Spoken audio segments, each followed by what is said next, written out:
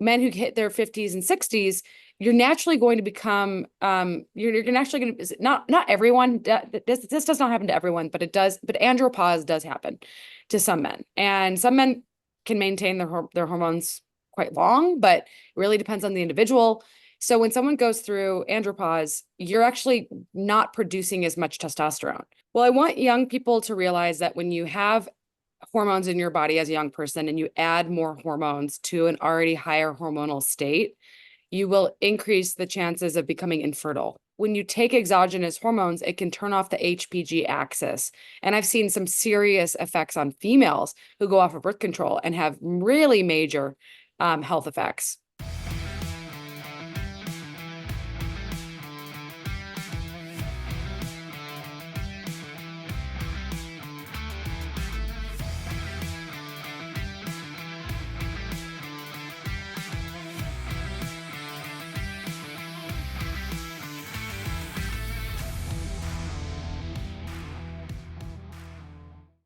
Hello, I'm Sifu Slim. I'm the author of Sedentary Nation, The Aging Athlete, and a few other books. Been a health researcher for a long time and a coach. And now I'm stepping into the modern arena of medicine. Medicine, something that's been a passion of mine for a long time. Fortunately, on the preventive side as much as possible.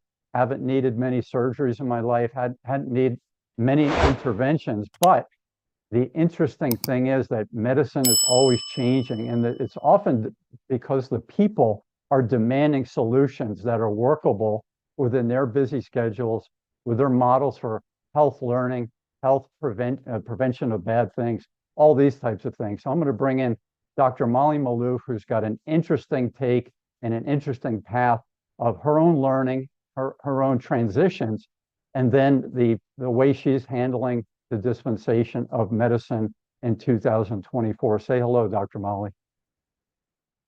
Hey, it's so nice to be here. I was on mute. Well, we made it. So tell us where you are and a little bit about your journey, if you would. I'm in Jackson, Wyoming, and unfortunately, the Tetons are being covered in smoke right now, which super annoys me. But wildfires are a thing now. So I got into health. I guess my entire life has been dedicated to health. I became obsessed with medicine as a young child and science. And I really admired, authors like Michael Crichton, who was a doctor, and also Russian authors like various, various Russian authors, Chekhov, for example, that were doctors. And so I was, reading Solzhenitsyn, Cancer Ward in 6th grade, and I decided to become a doctor at a young age. And I also had a deep desire to be focused on health, not just disease. And that's what got me really oriented around, the science of health when I was a medical student.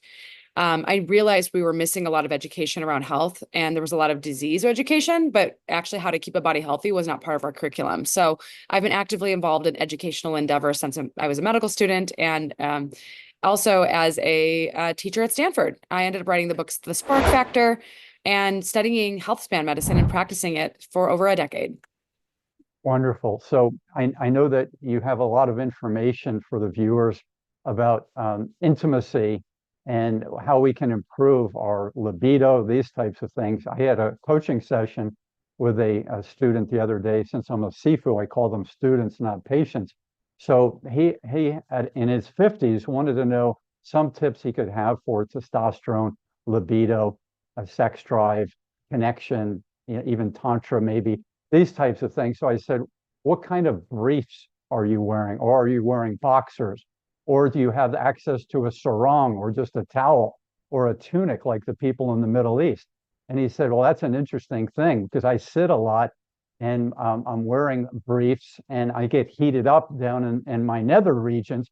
So I said, well, why don't we work on doing some things like a standing desk and not baking our boxers and not baking ourselves with our briefs, getting more air down there, getting a cooler area in the nether regions. So I'm going to ask Dr. Molly if she's looked into that and if she's done any medical interventions and coaching around these types of things for men and also for women. I mean, I would say for men, most men are interested in optimizing testosterone. And so I've done so through peptides and hormone replacement, and lifestyle alone, honestly, works quite well if you know what you're doing. But yes, you also have to look at things like sauna and, hot tubs and heat and the nether regions, because that will diminish some fertility. So if someone's looking to get pregnant, I'll be a little bit more focused around how to optimize their bodies for fertility. And that really is, fertility is an important thing to optimize in everybody because it's a marker of longevity. And so I'm very interested in the peptide space right now and anything that can prolong fertility in men and women. So I'm really looking at regenerative medicine. I'm fascinated by rapamycin. It's really interesting. A lot of people started taking metformin for longevity and realized that it may increase risk of birth defects in men. So you have to be really, really clear with people if they're trying to get pregnant or trying to be fertile, or just trying to optimize their testosterone. First and foremost, you have to look at your lifestyle and look at your hormone metabolism, look at your gut health, look at your nutrition, and look at your fitness and even your sleep. Like everything that optimizes health optimizes fertility. So you have to kind of look at the big picture. So, Dr. Molly, I was intrigued to learn more about the Adamo method. We've all heard about concierge method that's been gaining steam over the past decades. Can you tell us about the Adamo method and what the genesis of that philosophy was and how you learned about it and how you're using it right now to help your patients? Well, so the Adamo method was originally designed to be a psychedelic assisted sex therapy. Now, we paused on the psychedelic drug development, but we wanted to develop a sex therapy that could be used with or without medicine. And so I hired these two remarkable individuals, Aaron Michael and Saida Desalegn, and basically they taught me about, what psychosexuality really means, and then what does somatic sex therapy really mean. And so they taught me a lot about how a person is essentially taught about their sexuality through the media and through pornography, right? But unfortunately, this isn't a very good way to actually learn about sexual health. And doctors aren't taught this in medical school, and most coaches are never taught this. And sexuality really isn't seen as part of our wellness, health, our wellness and our health. It's kind of seen as this very taboo thing that we just don't really talk about. So I really thought there's got to be a way to measure and improve sexual health. So we basically developed a program called the Adamo Method, and it's 9-week program. You can take it online. It was videotaped with masterclass level quality, and it's designed to help committed couples reignite their sexual health and their love in their relationship. So it improves intimacy, improves passion, improves romantic love, improves emotional closeness, improves sexual satisfaction, can triple lasting time in men, can dramatically improve the amount of essential pleasure that people are getting from sex. And it increases lubrication, increases arousal, increases orgasm frequency, orgasm quality, and also sexual communication, reduces sexual shame, improves sexual routine, reduces sexual routine, and really helps bring couples closer together. And it's really taught through video-based lessons that also include meditations and various practices. That sounds fascinating. So is there a webinar that you've organized that shares more about how this works, or how do people take the first step? Well, we're going to be posting a video that we recorded at the Sexual Health Alliance on YouTube and the website soon. And that's going to be able to give people like a full broad overview of what the method entails. But in the meantime, we also have a bit of content on our social media at Living Adamo. So you can learn more about it there, or just go to our website. We have quite a lot of information on our website. So better health and better sex through science. These are things that people are turning to quite a bit. I don't think in my parents' generation there was a lot in the way of testosterone replacement, these types of things. And I'm 61. But I've been into Brazilian Jiu-Jitsu for quite a while, and one of the things that you hear are the people in the post age 45 zone doing testosterone replacement. And then you hear a lot about the 18 to 28-year-old crowd that are doing it just to be these bigger, stronger, faster athletes. And they've heard from their weightlifting friends and from their football friends that, they're getting these incredible size results and strength results. Can you tell us in these two groups if you have any thoughts about this idea of bigger, faster, stronger related to performance enhancing substances, and then also testosterone replacement for the aging male? Yeah. Well, I want young people to realize that when you have hormones in your body as a young person and you add more hormones to an already higher hormonal state, you will increase the chances of becoming infertile. And so this is a huge issue for young men who take testosterone is when they finally want to have kids, it's the same thing as going off of birth control.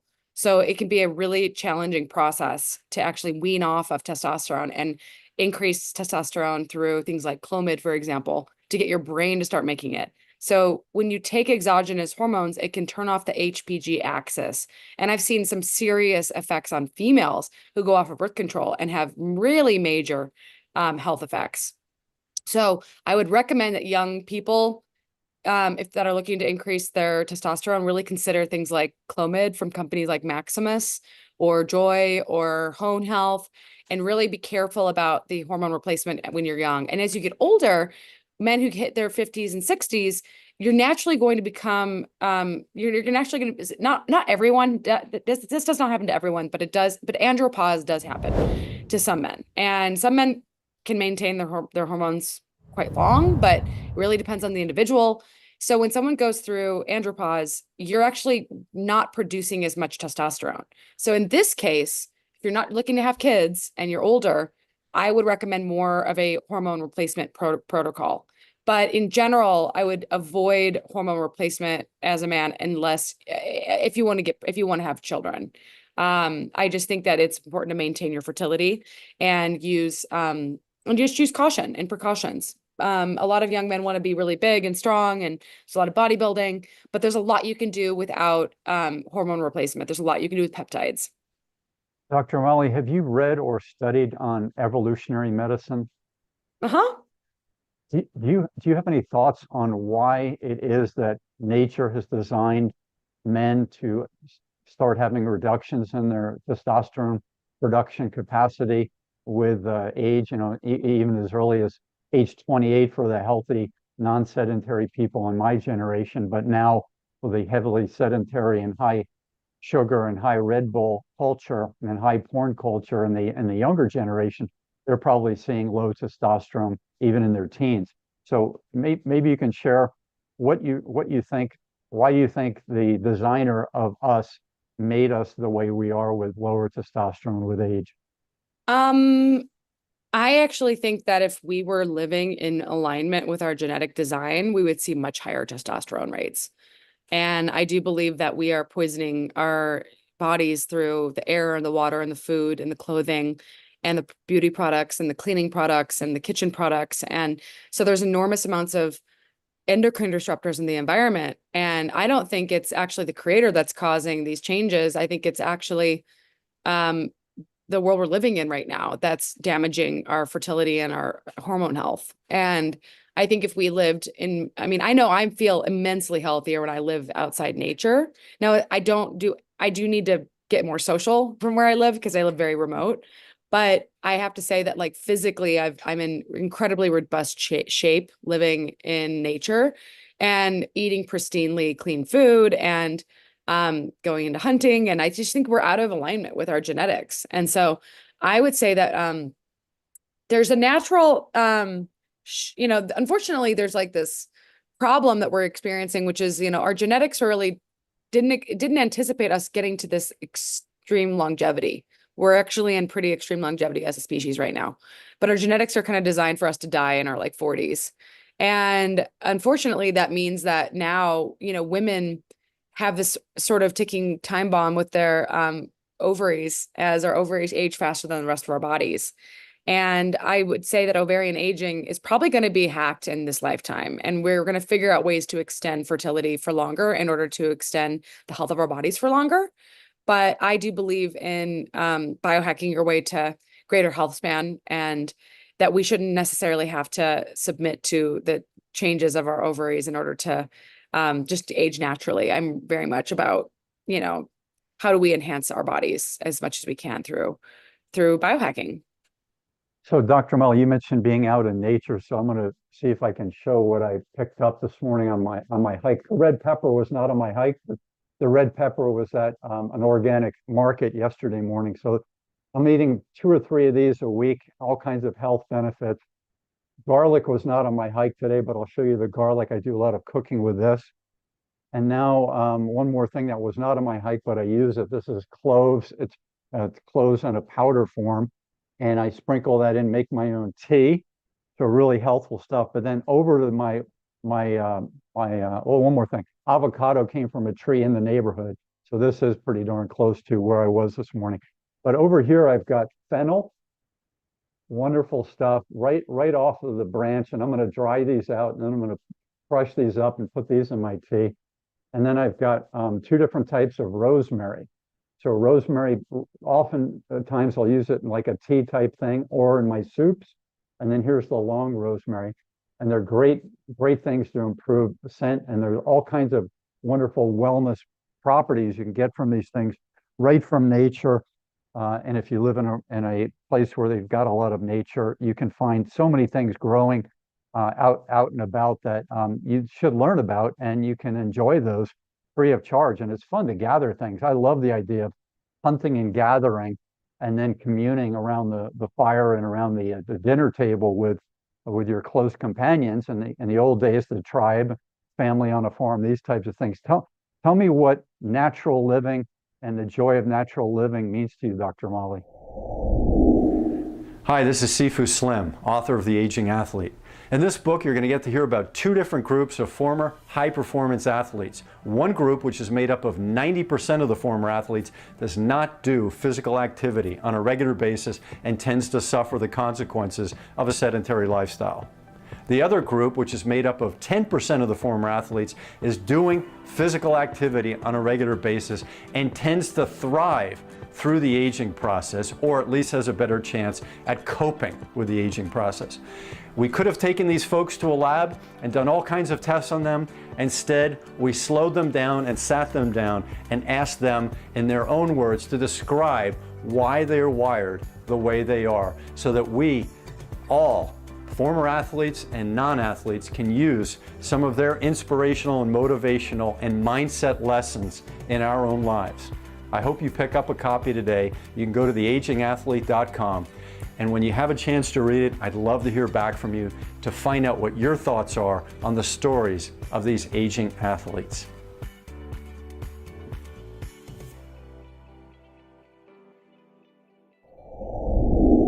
Well, it's tricky, right? Because on one hand, I just run lots and lots of labs, and I use wearable technologies, and I monitor my body with various tools. And so I do wonder, like, if I'm fully natural, and in as much as I'm probably a bit more of a transhumanist, which is that I believe that technology can amplify our capacities as humans. But that being said, when it comes to air, food, water, I feel my best when I am in the vicinity of nature, when I am close to nature, when I'm drinking pure water that's structured from like, you know, the well it comes from. I feel healthiest when I'm eating local produce. I'm getting into hunting this year because I really want to be able to have a relationship with the meat that I consume. And I really feel like it's a interesting hobby, because if I can eat game for the rest of my life, it's an expensive hobby, but it actually, I believe, will promote my longevity, because not only can I kill an elk for meat, but I can also get its bones, I can get its organs, I can dehydrate its organs, and I can use that for all the growth factors and all the micronutrients. And so I would say that, like, I'm part nature and part technology, you know. I do take a fair amount of supplements because it's hard to get all of your nutrition from nature, but I do try to eat as close as possible to nature. I try to eat as many whole foods as possible. I make my own pickles. I make my own, food products, and I have to be really careful with my body because I tend to do best when I'm just eating a more natural diet. Yeah, I mean, it's funny. I go speak all over the country, and every time I go to these cities, I'm just surprised at how many cities are actually food deserts. And like, most of the food that I'm being served is like not whole food, you know, and it's surprising how little really high quality fruits and vegetables and meats are actually available in a lot of these cities that I'm speaking in. Like, so, you know, I would say that, like, my personal aim is to try to be as natural as possible, but also, um, you know, I use peptides, I use supplements, I use wearables, and I do like I do like the things that I can do with my body, with technology. Dr. Molly, sleep is a really big deal. And I know a lot of my contacts who are older than I am, the people who are in their 70s, 80s, and beyond, they have this situation where they can only sleep 4 hours a night.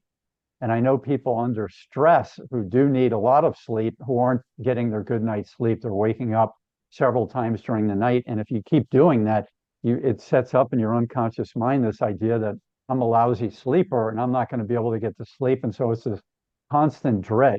Can you talk a little bit about the health impacts of good sleep versus bad sleep and how that also relates to the healthy part of our reproductive system and our relationships?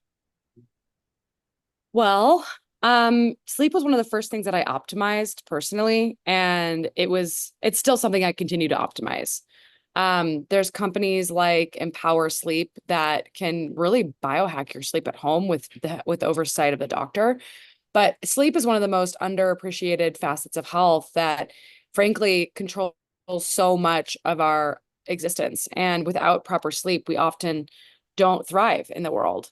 And so I definitely recommend that people make sure the air quality in their room is good, make sure their sheets are clean, make sure they wash their sheets weekly, make sure that they have very little light and sound, make sure that they have the room cold. It's best to sleep cold. Um, I don't usually sleep as well if I go to bed super hungry, but not eating late at night is really important to prevent HRV issues. And then I would also recommend that people get checked for sleep apnea and upper airway resistance syndrome. And I was talking to an oral health expert, and they were saying that, especially a sleep expert, and they were saying that one of the things that they think is happening to people is with such a processed food diet, we're not chewing our food enough. And so people's oral health is actually changing, their facial structure is changing, and it's making it harder for them to actually properly develop their bone structure, which is leading to airway issues, which require sometimes surgery. So I think sleep is really fundamental, and everyone should be prioritizing it and making it a real priority to get as good of sleep as possible. I read years ago, Dr. Molly, about people who are somewhat restless sleepers with twitches and these types of things. So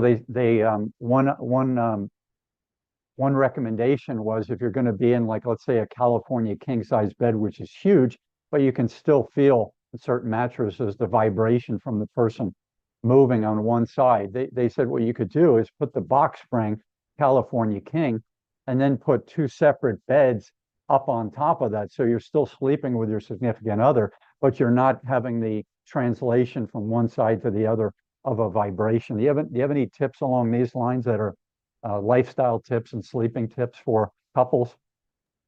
Yeah, I think the big one I mentioned earlier was snoring, making sure that your partner doesn't snore. And if they do, they need to get that worked. They need to get that checked out. Snoring is never okay. Mouth tape can be helpful for some people. Making sure that your nasal airways are open. There's nasal strips you can use. I am a big fan of mouth tape, but finding the right mouth tape can be tricky.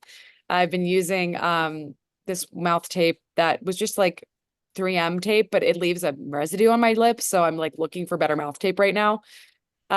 So anyway, I do think that also if you have animals, they should not be sleeping in your bed. If you have children, this is a challenging one because a lot of co-sleeping is popular these days, and I'm not against it, but I think you do need to train your kids to sleep too.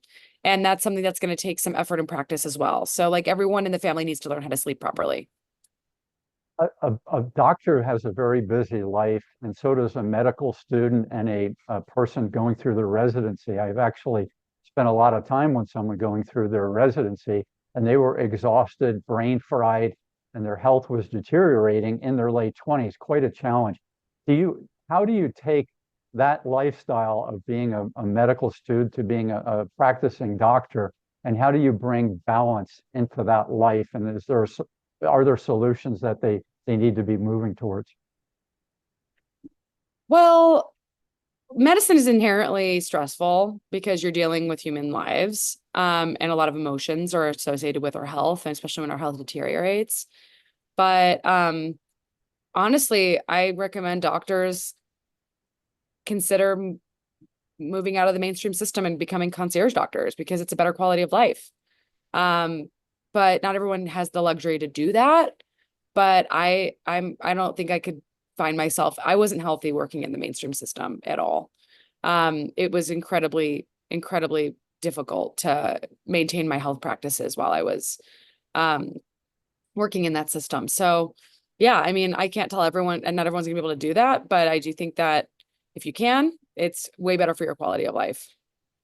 Yeah, I had a contact who was a radiologist, and he worked more like a firefighter. He could do these long shifts. He wasn't responsible for the end patient care. He was just one part of that. So he would go in and do his work and work a long shift and maybe work 2 or 3 days a week and then have many days off for all of his recreation, his family raising, this type of thing. Are there certain fields in medicine that are easier on a person's time and life and aggravation? What was the question? Are there parts of being a doctor, are there fields of medicine that are easier in terms of providing a better lifestyle, like more like a firefighter, where you're not on call all the time, or you're not responsible for Yeah, the... as I mentioned, concierge medicine and functional medicine.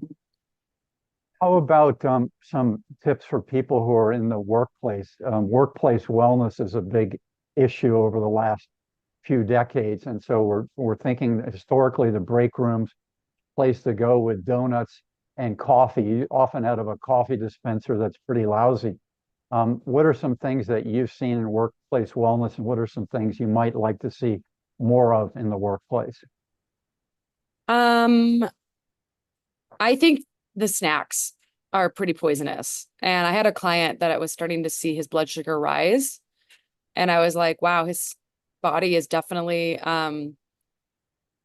changing because he's eating too much sugar and too much refined carbohydrate. And a lot of snacks are just made of sugar and refined carbs and processed foods. And so if you're going to do snacks, you don't want to be doing like chips and popcorn or pretzels and snack mixes and crackers.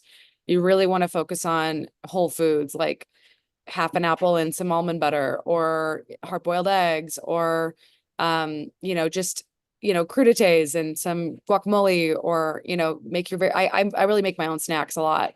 So I think a lot of the liquid sugars as well that are in the break rooms, the drinks can be really problematic, high sugar drinks. And then also people often in the workplace bring in like donuts and pizza and like really processed foods. And I used to bring those when I was younger and worked in offices in the Midwest. And honestly, those are not health foods. So it takes a lot of effort to not be like everybody else. So places like the Googleplex, I've been reading about them for 20 years and the innovations that they've had with different fitness gyms available on site, different massage therapy, chiropractics, physical therapy, doctors, the whole thing. So they give people easy access to preventive medicine and intervention medicine. So I think if we looked at these things and we try to incorporate small little pieces of this, like say a small business with 15, 20 employees, if you have one room that's available where you have some yoga mats, where you have a way to get darkness so that the worker, the staff member can go in there and just have a rest for 15, 20 minutes.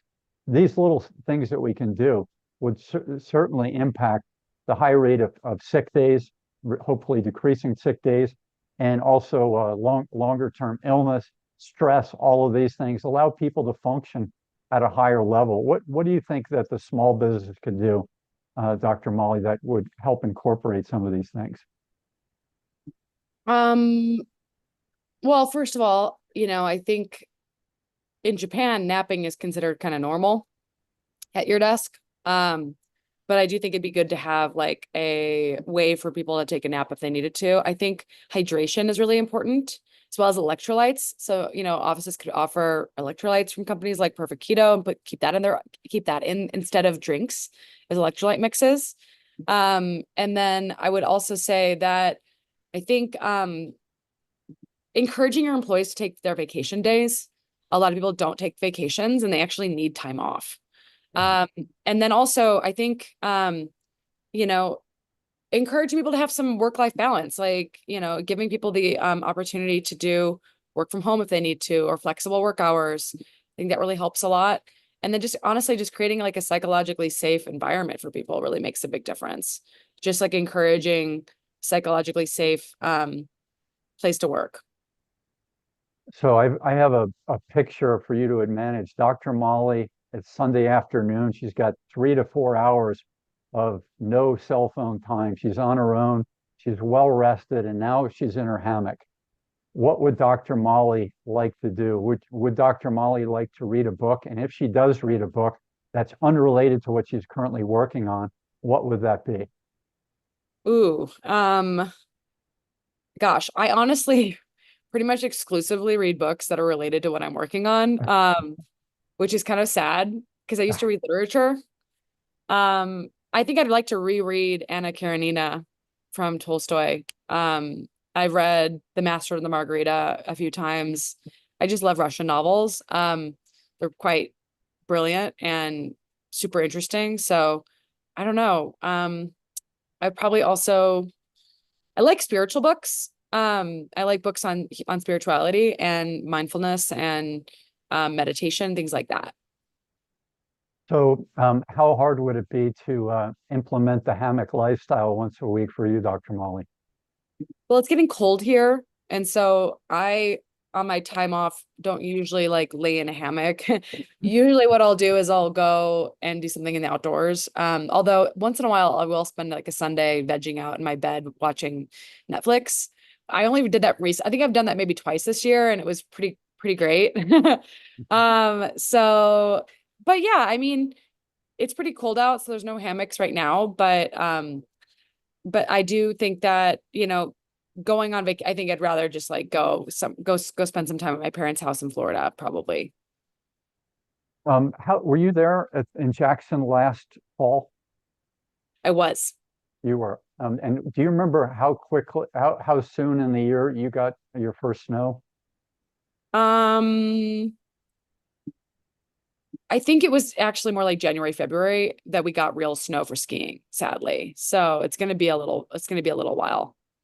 Got it. Because I'm scheduled to go to Frisco, Colorado on the 27th of December. And I was thinking if I have time in November, just early December, maybe if they have snow, I'll go out there. I just haven't Well, looked it to see. may, so because of Chile, like Chile has pretty similar weather, and so it's possible that we're going to see snow pretty early this year. That's the thought, is that there might be actually be snow earlier than last year. So, Dr. Molly, that's probably good for our first round. Would you mind sharing your 1 or 2 websites with the audience? Yeah, www.livingadamo.com and www.drmolly.co. Fantastic. So grateful to have this time to connect with the busy doctor who's currently in Jackson, Wyoming. And I think what we'll do is we'll review this, see what we learned, and then check out your website and take the steps we need to do to learn some of what you learned. We can't learn what you learned because it's a full-time job, but we can take things, work on our preventive medicine and anything else that is being offered through your books and through your website and through appointments with you. So appreciate it, Dr. Molly, and I'll send you what we talked about sending you, and we'll connect. Thank you so much. Aloha. Ciao. Bye.